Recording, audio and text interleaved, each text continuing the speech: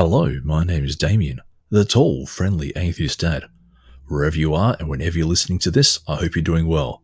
This is part 4 of An Atheist Reads Bible Defense of Slavery.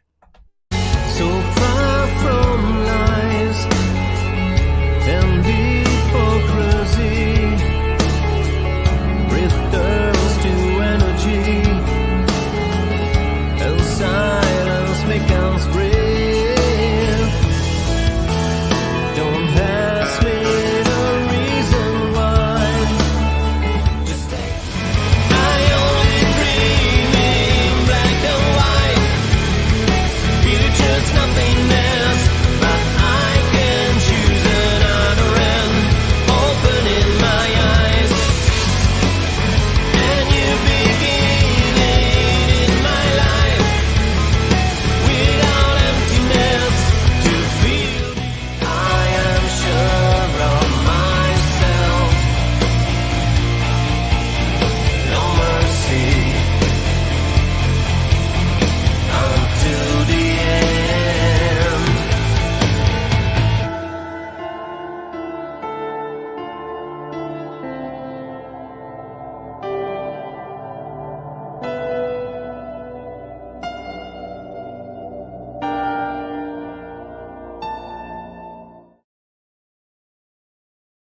Oh, good evening again. Yes, a big thank you to Victim of Illusion for the intro music. I really have to give them a big thanks. One, I love their music, and two, they've let me use it. They've given me, I said, hey, can I use it? They said, yes, go for it. They've even recorded an intro for my podcast. So if you check out the Tall, Friendly Atheist Dad podcast on any of the major podcasting platforms and maybe even some of the minor ones, you will find my podcast, and you'll hear the intro they've recorded. And I really thank them because they're cool guys. They're cool guys. I love prog rock, and so do yourself a favor. The links are in the show notes, so head on over to check out links down below. You can't see me, I'm pointing down below. So this is part 4 of An Atheist Reads Bible Defense of Slavery by Josiah Priest. If you head on over to the Tall, Friendly Atheist Dad podcast YouTube channel. Yep, thank you very much, buddy. So I forgot to close the window, and there's here's some street noise. Adds a bit of flavor to the podcast, but to the reading. So head on over to the YouTube channel for the podcast, and you'll see I've got a playlist. There'll be some links down below. You can see me pointing down below. Trust me, I'm pointing down below. I wouldn't lie to you, would I? No. Check out the other readings I've done. Check out all the other books I'm reading as well. That's kind of keeping me going through. Lockdown. I think week 8 or week 9. Oh boy, it's just getting ridiculous. But anyway, that's life. I suppose the big news for today is that the Premier of New South Wales, so not my state, but the state immediately to the north of my state and the biggest state in Australia, New South Wales, the Premier has resigned after apparently the Independent Commission Against Corruption launched proceedings against her. Some people suggest that it may have been politically motivated. That will be a very interesting conversation to have. But anyway, so she's fallen on her sword, and so. Anyway, I don't usually do this, but I do have an alcoholic beverage with me right now. I've got a Molson Canadian lager beer. So let's see if I know how to remove a. Oh, did it in one go. So that's. I'm not one of those idiots who. Opens bottle tops with their teeth. Oh my God, that is just so, sure, it looks cool for the 3 seconds that you do it, but, keep doing it and you won't have any teeth left. So here goes. So it's a Friday night where I am. It's been a long week. Every week's a long week, but this one particularly. So here goes, guys. Cheers.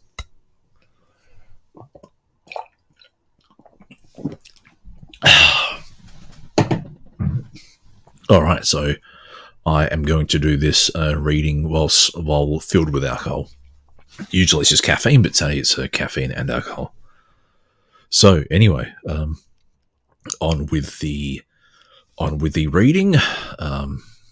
And as I say, so currently on page 44 of the book, and this chapter is titled "The Origin, Character, and Fortunes of the Negro Race." So it's a pretty dark. How can I say? It's a pretty racist read. But yes, I'm reading this because I want to get an idea of why people thought the way they did. And yeah, so if you go through the previous readings, you'll get more of an idea. But anyway, I'm going to put Victim of Illusion on, and I'm going to read a book. So here we go. Shem was the name of another of the sons of Noah, which word also had its meaning and was renown, praise, or greatness, prophetically pointing out the character of his race, but doubtless more particularly the renown of the genealogy of the holy seed, or line of the patriarchs, prophets, the Jews, and of Jesus Christ, who came of the line of Shem. On these accounts, the renown of the house of Shem has been great in all the earth. The Jews have, in every age, been a wonderful people who were produced by miracle, as in the birth of Isaac, when his parents were too old to have children, and have been preserved by power, equally miraculous, carrying out and maintaining the significations of the word Shem, which was the name of their great progenitor. In the opinion that there was, somewhere, in ancient ages, 3 distinct colours of the human family, we are by no means alone or singular. This was the opinion of the very celebrated philosopher Dr. Mitchell, late of New York, which opinion he published with many curious matters to the world. But Dr. Mitchell has not told us at what period of time these complexions had their first commencement, whether in the family of the first man or at some other period, or whether there were created 3 distinct fathers to the human race, as many men do now believe, and probably was the opinion of Mitchell. Okay, so that's... So, where were we? So, to the music off. Professor Lawrence, whose volume of lectures on physiology we have already quoted, is of this opinion. See page 257, who wholly disallows the power of climates to cause the colour of the Aboriginal Negro, but, like Dr. Mitchell, fails to inform us how that or the other complexions had their beginning. He seems, however, to have felt that as he was giving an opinion on the subject of human complexions, and that if climates could not have been the cause, he was, therefore, in reason, bound to say something respecting the origin of the Negro's black skin.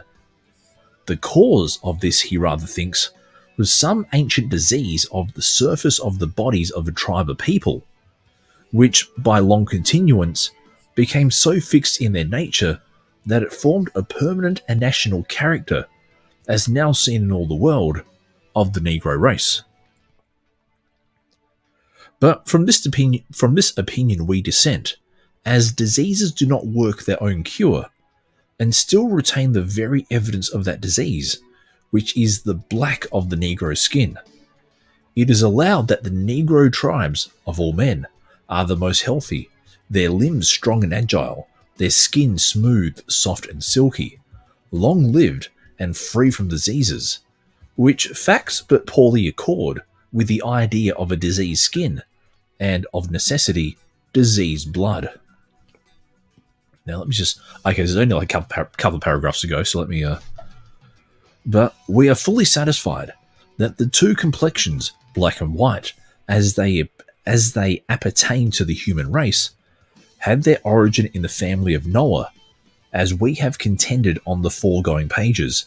Such a cause is, to the writer's understanding, far more reasonable than any other problem that as yet has been imagined, such as the climates, a diseased state of the skin, or a father distinct from the father of the other races, as many have believed.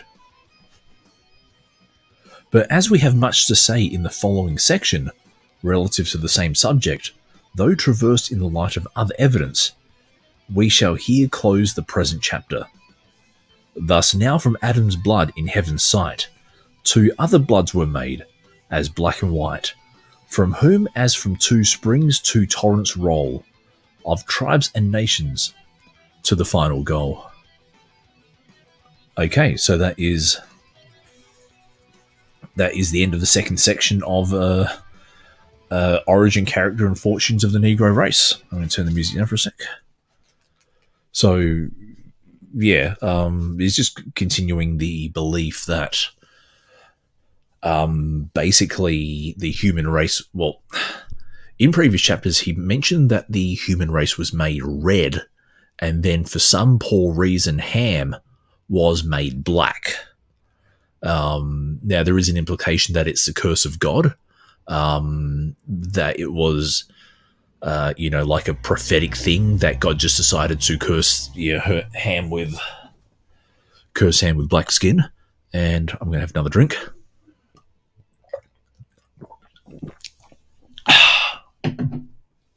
All right, that's actually not too bad. I don't drink beer very often, but that's not too bad. And my children aren't in the room either, so they're not watching me drink alcohol. So I suppose the thing I'm getting from this is that this is the kind of stuff that you believe. This is the kind of stuff that you believe when you don't understand evolution, when you don't have an understanding of, genetics, when you don't understand lots of things. And basically you're just reading the Bible and using I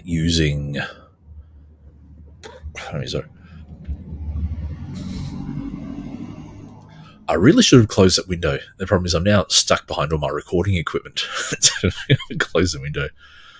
So yeah, you just get a car every now and then. So yeah, I was just saying. So yeah, this is the kind of stuff you believe when you're trying to reconcile things with the Bible.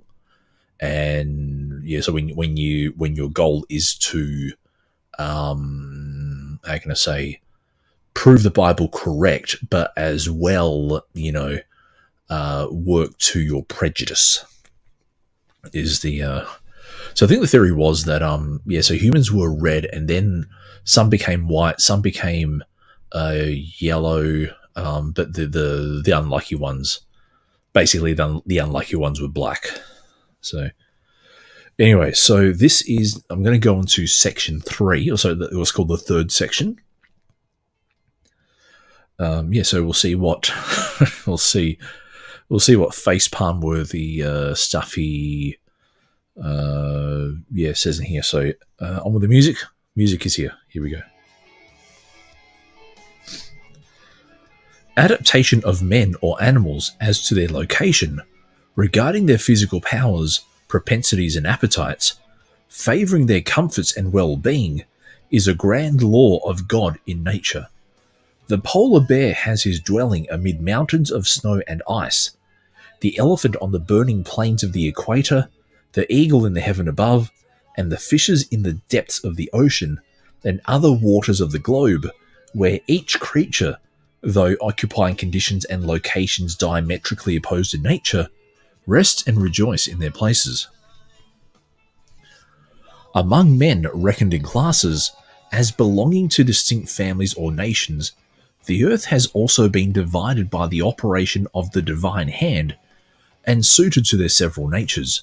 To the white race, the descendants of Japhet, the northern regions of the earth were given. To Shem and his descendants, the red or copper-coloured race, the middle regions or temperate clime, north of the equator, was allotted. But to Ham and his race was given the burning south.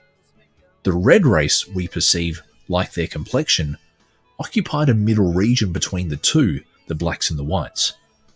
This providence was in exact conformity with their several physical characters and constitutions, as well as a remarkable adaptation to their respective complexions, the blacks in the south, the red men in the middle, and the whites in the stormy regions of the cold and snowy north. Alright, so I'm going to quickly turn that down there. Now, this is interesting because he's completely. It seems clear that he doesn't know that Asians existed. So what would he call them? Because they, I think it's fair to say that they're yellow. So, and the funny thing is that, Asians come in many different complexions. If you go to the Philippines, Indonesia and the Philippines, they tend to be darker in there. But then if you go to China, especially the north part of China, they tend to be a bit more pale skin up towards the north. And then you get like the two Koreas as well. You don't find that many dark skinned Koreans. Japanese, you don't find many dark skinned Japanese either. But then you get to Mongolia, and they have completely different complexions there. And then if you look at the Pacific Islanders, the Samoans, the Tongans, the Guatemalans, the Solomon Islands, the Cook Islands, all around there, they have a different complexion. You then go to India. Even within India, you have, the dark-skinned people towards the south, and then you have the more pale skin towards the north. Or is it the other way around? I forget. But, there's a different variety of complexions even in India. So it's like this guy is completely ignorant of, all the other races existing. It's like he's so focused on whites, reds, and blacks, and he goes, "Oh, the blacks come from down south." It's like, well, not all of them, buddy. There's a, it's a, yeah. So if you looked along the equator, then yeah, you'll see like all of the, especially the Philippines, Indonesia, Malaysia, Pacific Islands, Ecuador, then South America. Actually, yeah, he's missed out Middle America as well. Wonder what he'd call Indians as well, So yeah, it's just, yeah, when you're trying to justify your theology and your racism, yeah, this is what you come up with. Anyway, back to the book.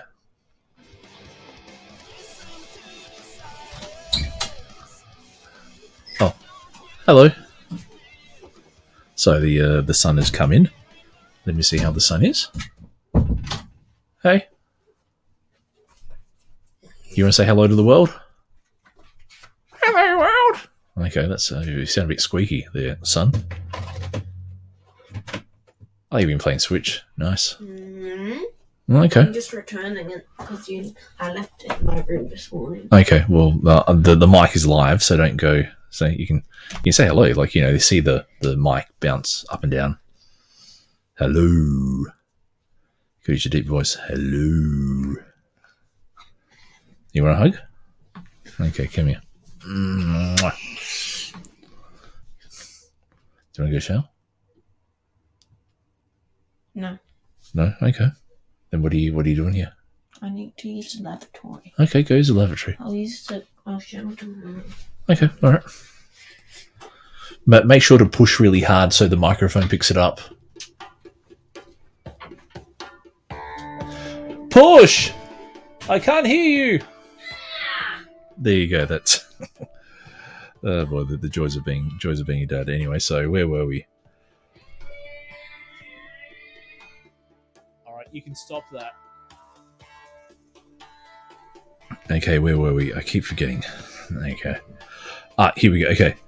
If there was not a divine hand in all this, why did it not happen that the white race should go south and the blacks to the north? Or why did not the three races, red, white, and black, mingle irrespectively at first in the various climes, which most assuredly was not the case?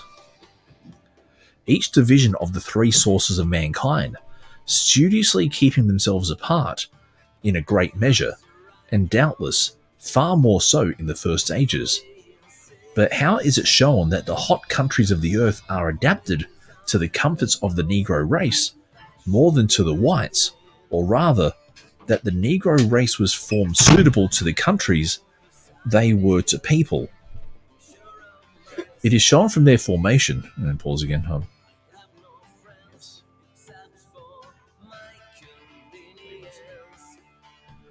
Alright, so Santa quickly, where were we? It is shown from their formation.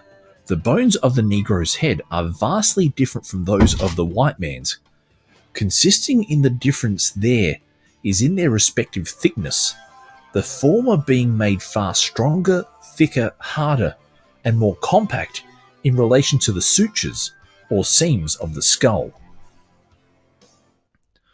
All right, I'll quickly pause here because I think it was called. All right, I'm just going to. What I might do is. So I'll put some music and I'm just going to look for a web link. So give me a sec.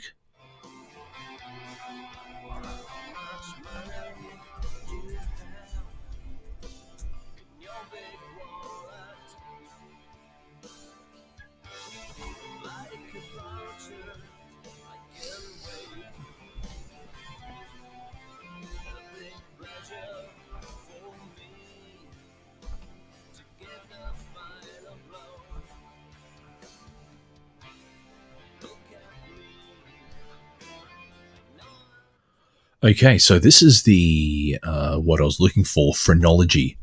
So phrenology is actually, I might see if I can full screen this and make this function. Oh lordy, there we go. Okay, so phrenology is what this guy's saying is basically very similar to phrenology, and so phrenology is basically what's got here is a pseudoscience which involves the measurement of bumps on the skull to predict mental traits.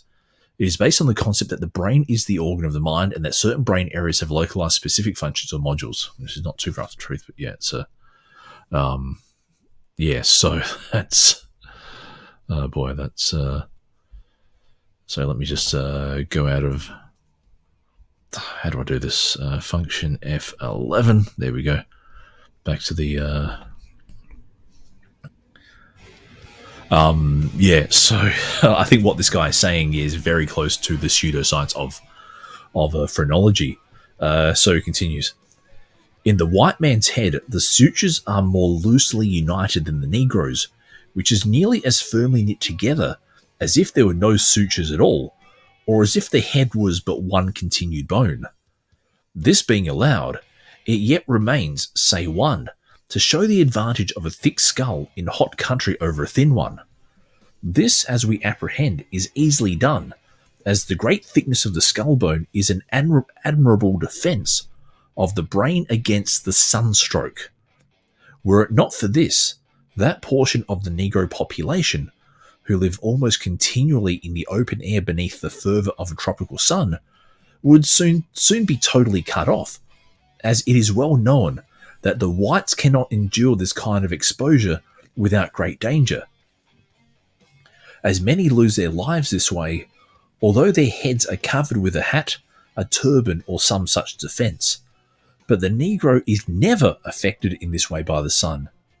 No, not even their children, though they are continually wandering on the wilds and in the deserts, bareheaded and naked.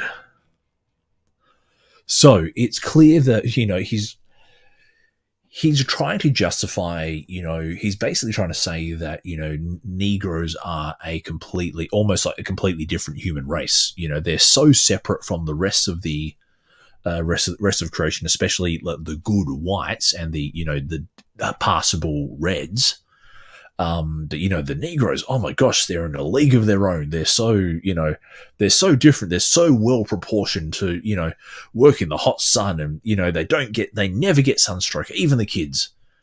That's right. Well, yeah. So this is how you defend slavery, is by, quoting, misreading scripture, being ignorant of science, and then, pushing in pseudoscience, to push this kind of ideology. What a surprise. Who would have thought? Anyway, time for another drink.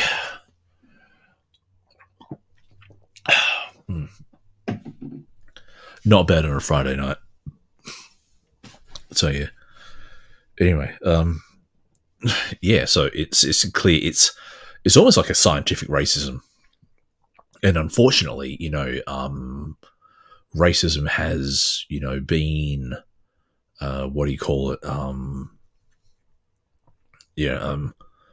science unfortunately has, in some ways contributed to racism, but this is like I'm talking about the 1900s, and I think there was something called human zoos, where, people believe that, Negroes were different, different race, and some latched onto a misreading of Darwin's theory of evolution to come up with this stupid idea that black Negro people are different people. I said no, they have different colors, but they're not different people. Capiche?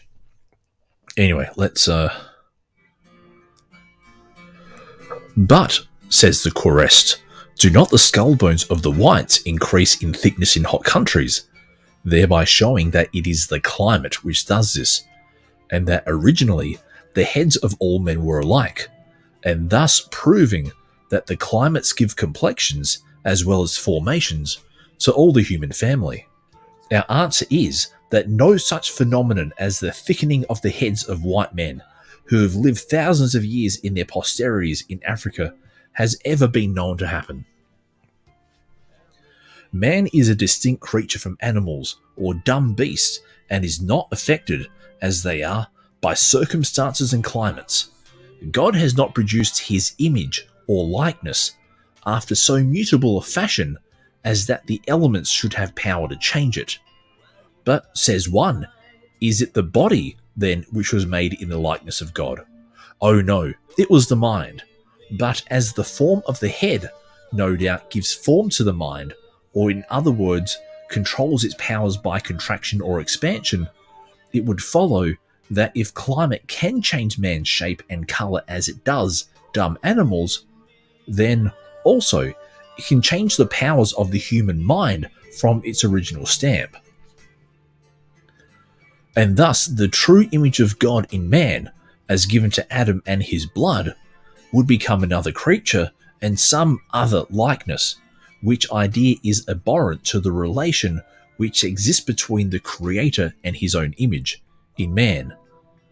Can anything, therefore, be more evident than that God has given the Negro his thick skull for this particular reason? Alright, let me just quickly pause there. So, yes, so he is actually using phrenology. So if I might actually zoom in and highlight just to make it a little bit easier for you to read. Okay, so let me just pop in there.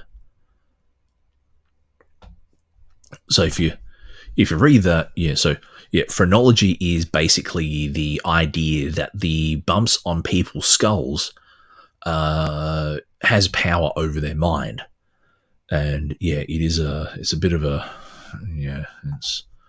it's no doubt it's called pseudoscience for a reason, but and this idea that so in a way he's saying it is the body that is the image of God, just in that it, like, the image of God is in the mind, but if the mind is then controlled by the brain and the brain is controlled by the skull and the skull is controlled by the body, then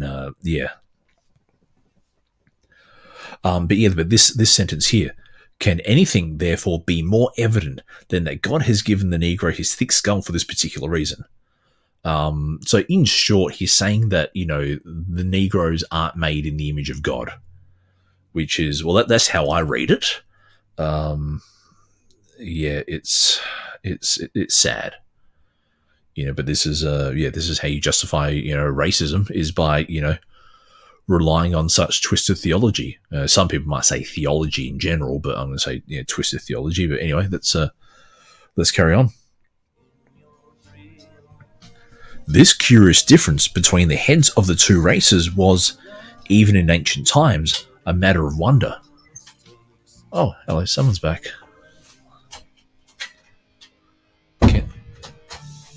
Can I help you? You are live, remember?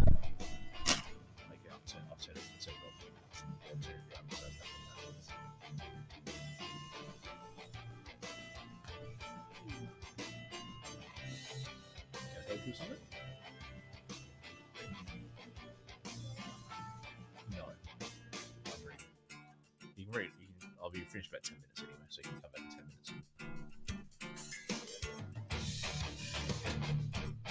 10 minutes. So come back in 10 minutes, yeah? Okay, because I'm looking on the presentation about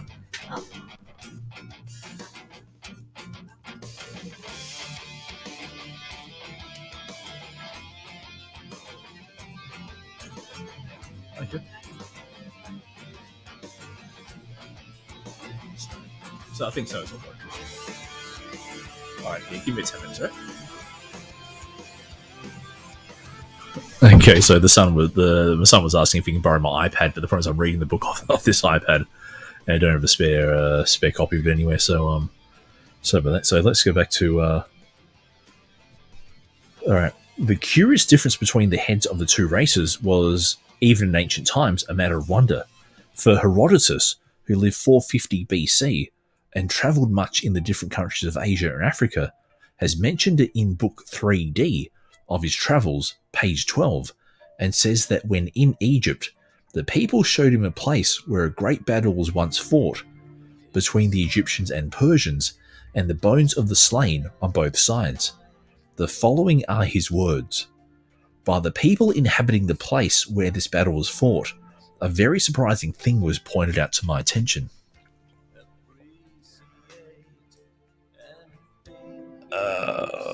The bones of those who fell in the engagement were soon afterward collected and separated into heaps. It was observed of the Persians that their heads were so extremely soft as to yield to the slightest impression, even of a pebble.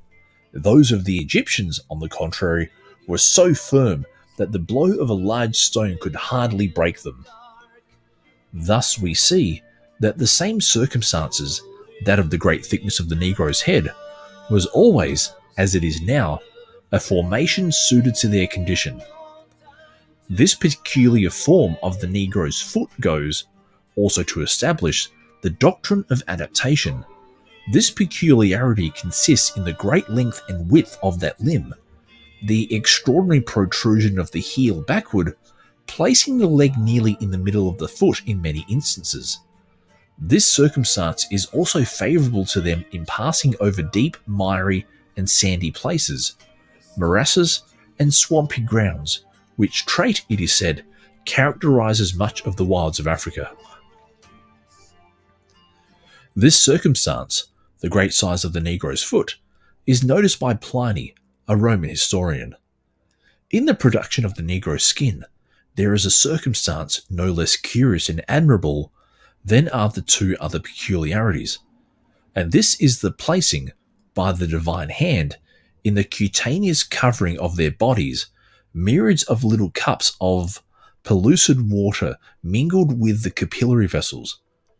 By this means, the sun's rays are thrown off, as they are from the face of the waters of lakes, seas, and rivers, or the dewdrops of the ground, by which that cool and moist of the surface of the Negro's body is produced. But this is not so with the white man. On this account, the prevalence of these water cells, or particles, in the skin of the African, they are less capable of enduring the cold than a white man, whose skin is not thus formed. In cold countries, the Negro trembles and withers in the blast, while the white man rejoices in the tempest and the snow.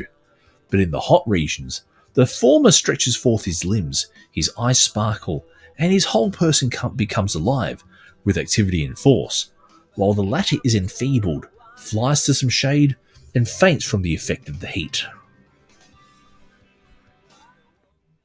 Okay, so that's so basically all he's really got to back up his point is two ancient Romans. One he doesn't quote, and the other one, it looks like he's writing a polemic of some sort. So it's like, well, okay, that's that's great research there. That's So anyway, I'm going to finish the reading here. So currently now page 52. And but yes, I suppose just reading this, it's clear that he's grasping at any straw in order to justify both his racism and his theology, which he feels establishes his racism. So yes, a bit sad, but yeah, this is. But again, I want to explore this because so I know why people believe what they did and when they did and all that kind of stuff. So anyway, I've been Damien, the tall, friendly atheist dad. Wherever you are, look after yourselves, stay safe, get vaccinated, Stay rational, all that kind of stuff. But yeah, otherwise, till next time, I'll probably do another video tomorrow. But otherwise, episode 49 drops on Sunday. That is titled Dragging the Sled, a discussion about abortion that I did with my friend Jax, also known as that_126 on TikTok. So yeah, anyway, look after yourselves, stay safe, goodbye.